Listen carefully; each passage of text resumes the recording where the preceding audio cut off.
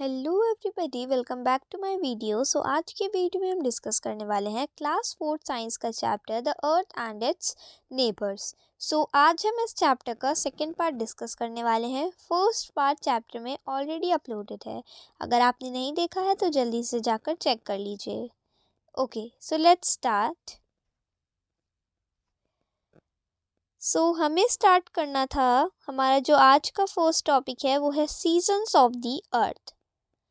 So without wasting any time, let's get started.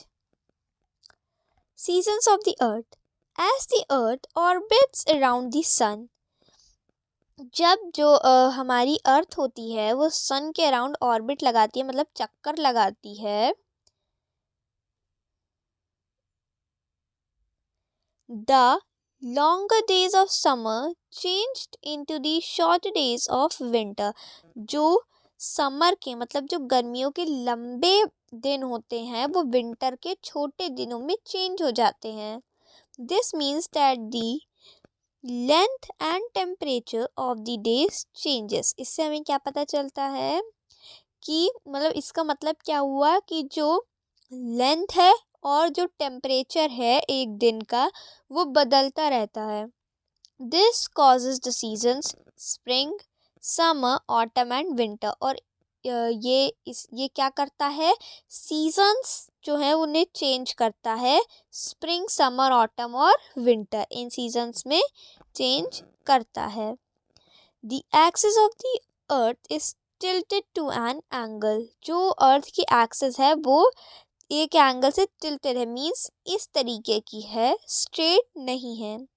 This is why when the northern hemisphere is away from the sun, the southern hemisphere is towards it. इसीलिए जब अर्थ का जो northern hemisphere है वो क्या होता है, जब हमारा जो नदर्न हेमिस्फीयर है वो सन से दूर होता है, तब हमारा जो सदर्न हेमिस्फीयर है वो सन के पास होता है, सन के मतलब बगल में होता है, सन की तरफ होता है। Again, the southern hemisphere is away from the sun when the northern hemisphere is towards. अब उसी तरीके से जब southern hemisphere पास में होगा तो northern hemisphere दूर होगा, और जब northern hemisphere sun के पास होगा तो southern hemisphere दूर होगा। So, the season in the northern hemisphere can never be the same as the season in the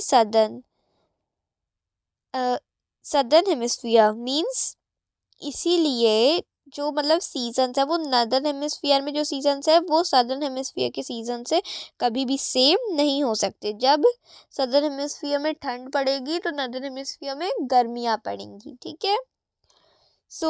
now next topic, how are seasons formed. Seasons कैसे बनते हैं। What happens when the earth goes around the sun. क्या होता है जब जो हमारी अर्थ है वो सन के अराउंड घूमती है। ओके,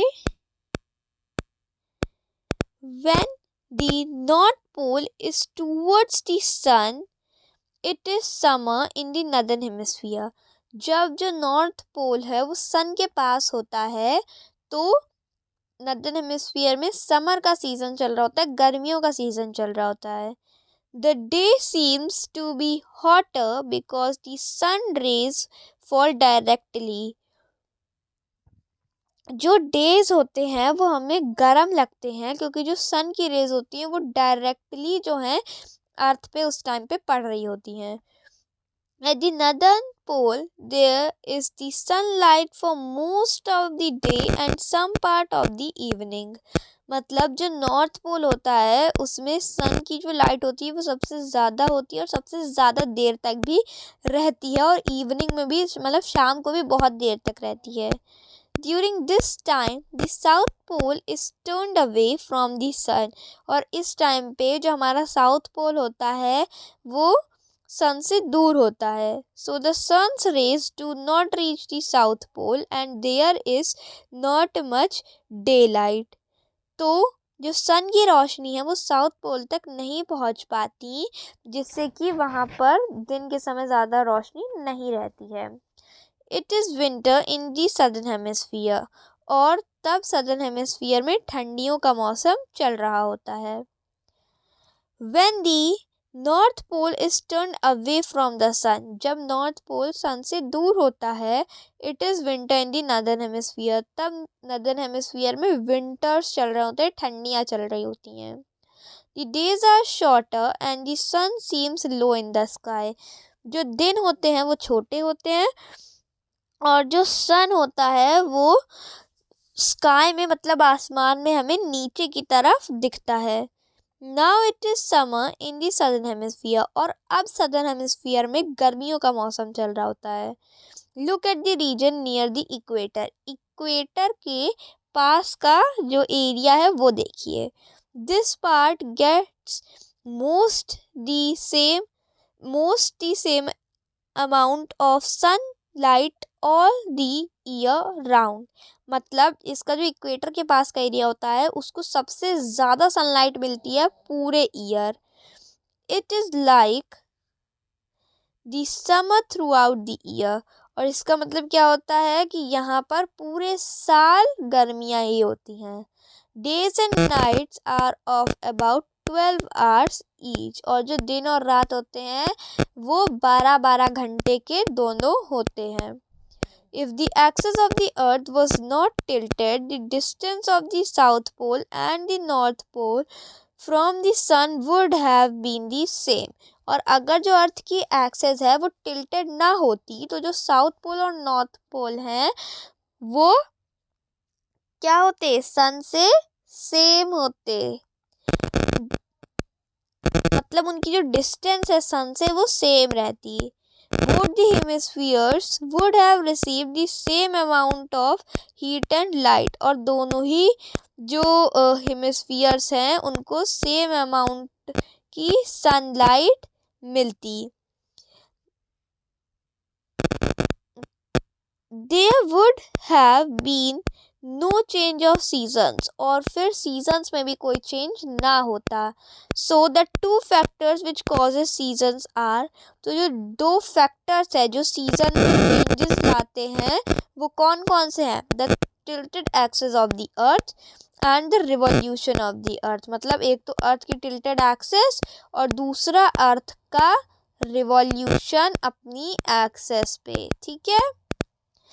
सो अभी हमने यहाँ पर जो अर्थ के सीजन्स के बारे में पढ़ा वो हम यहाँ पे अपने फिगर में देख लेते हैं 4.7 में, ठीक है। तो आप यहाँ पे देख सकते हैं, यहाँ पे आपको ये डायग्राम दिया हुआ है, ये जो है हमारा, ये है हमारा सन, ठीक है, दिस इज आवर सन, और ये है हमारी अर्थ, ठीक है, दिस इज अर्थ। सो अब यहाँ पे क्या हो रहा है, जो अर्थ की ये एक्सिस है वो उसके अराउंड मूव कर रही, मतलब रिवॉल्यूशन भी कर रही है और इधर पे ऑर्बिट में मूव करके रोटेशन भी कर रही है। अभी अगर आप देखेंगे तो जो हमारा सन है उसकी अगर हम इस वाले फिगर की बात करें तो सन की जो हीट है वो इतने एरिया में सन की लाइट बेसिकली पड़ रही है, ठीक है। तो इसमें क्या है, जो नदर्न हेमिस्फीयर है वहाँ पे इस समय स्प्रिंग का मौसम चल रहा होता है और ऑटम इन दी सदर्न हेमिस्फीयर, और जो सदर्न हेमिस्फीयर है उसमें ऑटम चल रहा होता है। अब अगर हम सेकेंड फिगर में देखें तो इसमें नदर्न हेमिस्फीयर में समर का सीज़न है, बल्कि जबकि नदर्न हेमिस्फीयर में समर का सीज़न है जबकि सदर्न हेमिस्फीयर में विंटर का सीज़न है। और इस फिगर में सदर्न हेमिस्फीयर में स्प्रिंग का सीज़न है और नदर्न हेमिस्फीयर में ऑटम का सीज़न है। एंड लास्ट फिगर में नदर्न हेमिस्फीयर में विंटर का सीज़न है और सदर्न हेमिस्फीयर में समर्स का सीज़न है। तो इसी तरीके से ये प्रोसेस जो है वो रिपीट होता रहता है, ओके। तो अब हम बढ़ते हैं अपने नेक्स्ट टॉपिक के ऊपर, festivals and the heavenly bodies. You must have seen in your school diary the calendar that the holiday for each is marked with depending on the appearance of the moon। मतलब इसमें क्या कहा जा रहा है, जो आपके स्कूल की डायरी होती है उसमें जो आपको एक हॉलीडेज़ का एक कैलेंडर दिया होता है, ठीक है। जो आपके स्कूल डायरी उसमें एक हॉलीडे का कैलेंडर दिया होगा, उसमें आपकी ईद की छुट्टी की जो डेट है वो आपको दी होती है। अब वो डेट किस पे दी जाती है? मून जो हमारा होता है उसके अपीयरेंस पे, मतलब वो कैसा दिख रहा है किस दिन, उसके उससे दिया जाता है। This is because the Islamic calendar is based on the phases of moon. अब ये क्यों होता है?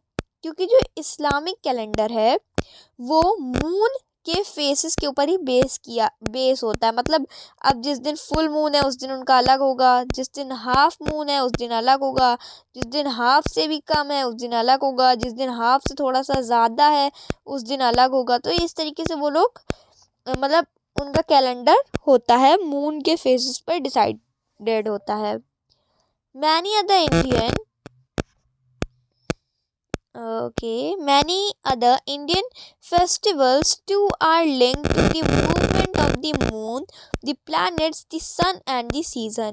और बहुत सारे इंडियन फेस्टिवल्स हैं जो मतलब मून के, प्लैनेट्स के और सन के मूवमेंट के और सीजन्स के ऊपर डिपेंडेंट है।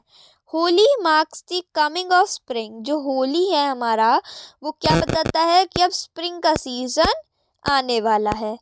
Pongal, Ugadi, Baisakhi and Bihu are linked to the seasons. और जो पोंगल, उदागी, बैसाखी और बिहू हैं ये सब सीजन्स से जुड़े हुए हैं, ठीक है। In days of the week in the Indian calendar are named after the heavenly bodies. और जो इंडियन कैलेंडर जो होता है उसके जो डेज होते हैं वो प्लैनेट्स के ऊपर ही उनका नाम दिया गया है। फॉर एग्जाम्पल, शनिवार means the day of Shani और सैटर्न एंड सोमवार मीन्स द डे ऑफ सोम और मून, ठीक है। अब इसमें क्या कहा जा रहा है, जो हमारा शनिवार हम लोग कहते हैं, सैटरडे को हम लोग क्या कहते हैं? शनिवार कहते हैं। तो शनिवार जो हमारा प्लैनेट है सैटर्न, सैटर्न का हमारा इंडियन नेम क्या था? शनि। और शनि से ही नेम रखा गया हमारे एक डे का जिसको हम लोग शनिवार कहते हैं, मीन्स सैटरडे। वैसे ही मंडे को हम लोग क्या कहते हैं इंडिया में? सोमवार। और मून का नाम हिंदी नेम क्या होता है? सोम। तो मीन्स डे ऑफ मून, सोमवार। So this ends your chapter. यहाँ पे आपको वर्ड मीनिंग्स दी हुई हैं, इसके नीचे quick recap. So let us do quick recap. A star is a huge ball of gases। जो स्टार है वो गैसेस की एक बड़ी सी बॉल है। A star gives off its own heat and light। जो स्टार होता है वो अपने खुद की हीट और लाइट को छोड़ता है या फिर रिलीज करता है या देता है। Constellations are groups of stars which appear in definite shapes। जो मतलब जैसे मान लो कुछ स्टार्स है ना आपके, इस तरीके से मैंने आपको बताया भी था, ऐसे बहुत सारे स्टार्स होते हैं, वो अगर जुड़ते हैं तो वो ऐसे कुछ ड्रॉ कर देते हैं, है ना। उनको अगर हम जोड़ेंगे तो उससे एक पिक्चर जैसी ड्रॉ होती है। जैसे अगर हम इन डॉट्स को इस तरीके से अगर हम जोड़ें तो इस तरीके से ये एक पिक्चर जैसी बन गई ना। तो इसी तरीके से वहाँ पे स्टार्स को जोड़ जोड़ कर जो पिक्चर्स बनती हैं उनको हम लोग क्या कहते हैं? उनको हम लोग कहते हैं कॉन्स्टेलेशंस, ठीक है। A planet is a heavenly body that moves around the sun in a fixed orbit। जो planets हैं वो heavy bodies होती हैं जो sun के around एक fixed orbit में move करती हैं। It reflects the sun's light which falls on it। ये इसके ऊपर जो सन की लाइट गिरती है ना ये उसको रिफ्लेक्ट बैक कर देती है, मतलब प्लैनेट्स उसको रिफ्लेक्ट बैक कर देते हैं। इंक्लूडिंग द अर्थ, अर्थ भी इसमें शामिल है, ठीक है। There are 8 planets that orbit around the sun। 8 planets है जो सन के अराउंड ऑर्बिट करते हैं। The 8 planets and their natural satellites from the solar system। जो सन, 8 planets और उन 8 planets की सैटेलाइट्स मतलब सोलर सिस्टम से ये प्रोसेस करती हैं। Satellites are small heavily body, satellite जो होती हैं वो छोटी हैवी बॉडीज होती हैं डेट रिवॉल्व अराउंड प्लैनेट्स, जो प्लैनेट्स के अराउंड रोटेट करती हैं। The moon is the natural satellite, the moon is the earth natural satellite, मतलब जो मून है वो अर्थ की एक नेचुरल सैटेलाइट है। Seasons are caused due to the earth tilted axis and its revolution around the sun, और जो अर्थ में सीजन्स होते हैं वो अर्थ की टिल्टेड एक्सिस की वजह से होते हैं और उसके सन के अराउंड रिवॉल्यूशन की वजह से होते हैं। So this ends your chapter. I hope आपको चैप्टर बहुत अच्छे से समझ में आया होगा। अगर आपको चैप्टर समझ में आया हो तो प्लीज़ वीडियो को लाइक करिए और अगर चैनल पर नए हैं तो चैनल को सब्सक्राइब करिए। Thank you so much for watching. Bye.